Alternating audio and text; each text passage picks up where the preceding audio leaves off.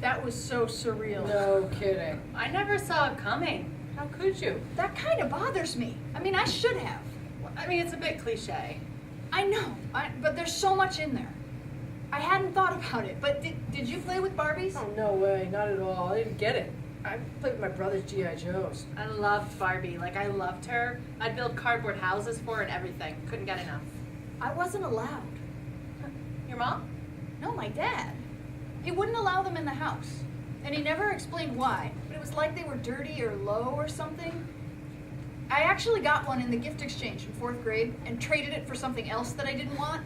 I was terrified to bring it in the house, of what he might think of me. That's interesting, considering...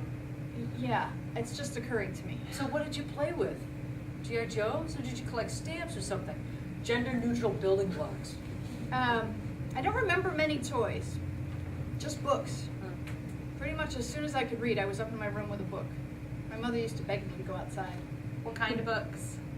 Any kind. I would read anything I could get my hands on. Little House on the Prairie, Nancy Drew. I loved series. You know, when you finish one, there was another one just like it. But you know what I remember being the most addicted to? The Sunfire romances. The Sunfire romances were a series of historical romance novels with young female heroines, usually age 16. The plot of the books, which was almost always the same, centered on the heroine having to choose between two suitors. One, more traditional and conservative, approved of by the family, and the other, more of a rebel and impressed rather than shocked at the heroine's liberal attitudes. But my favorite was Kathleen. Kathleen is an Irish immigrant who emigrates to Boston in 1847 during the deadly potato famine, but all alone because her boyfriend died back in Ireland and both her parents died on the ship. She works as a pickpocket for a while, and then gets a job as a maid in the Thornley mansion, and meets the handsome, sensitive heir to the fortune. And his stuck-up, cruel, intensely prejudiced sister.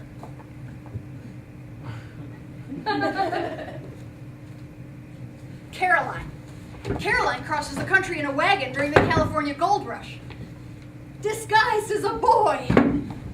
Of course she falls in love halfway across the country with the driver of the wagon she's riding in, but cannot reveal her love lest he send her home. A journey like this is no place for a woman, so everyone says. But disguised as a boy, she's been chopping wood and driving the horses and even hunting along with all the others. If only he could see her just once in a dress. Yeah! Josie. Josie lives in Carson City, Utah, and both her boyfriend and her brother ride for the Pony Express. She's very busy cooking and cleaning and keeping house for her father and her two younger siblings since her mother died. But she yearns for adventure and dreams of what it would be like to ride like the wind on her trusty horse, Apple. And one day, she gets her chance. This may be the first time in the history of the pony that the mail actually doesn't get through. Not if I have anything to say about it. Come on, Apple. But you can't ride with the mail. You're a girl. Just watch me. She rides through a thunderstorm and several ambushes by Indians. She runs out of water and forgot to bring food. And several of the stops on the express are closed, and she has to ride 100 miles past where she thought she would. And finally, she's captured by outlaws. Wait till the leader of our gang gets to you, Missy. Well, what do we have here? But you're a woman. That's right. I'm the first and only woman outlaw in the West. My gang and I have been in charge of all the bank robberies in these here parts for the last 2 years. And we've got one big heist coming up. Wait. We can't have you squealing on us, Josie, so we're just gonna leave you tied up here while we're out doing our business. Wait. Hang on. What? I want to be the outlaw. But you're always the heroine.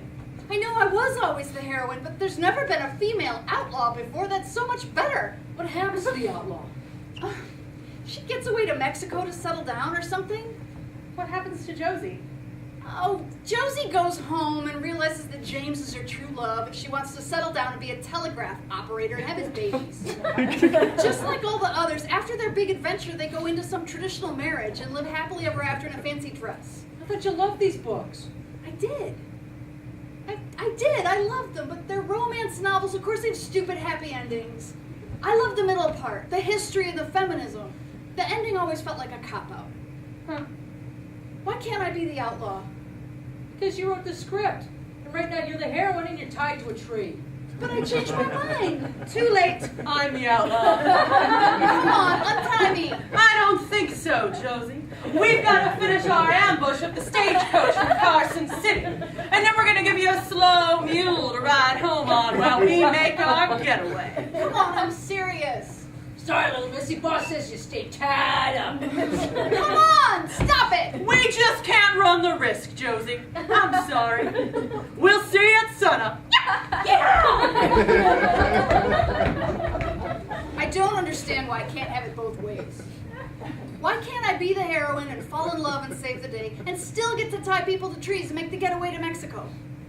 Why does the pretty girl have to wear the gingham dress and end up realizing that everything she was running from is what she wanted after all?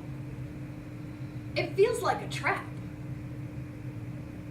And I'm not going to play anymore.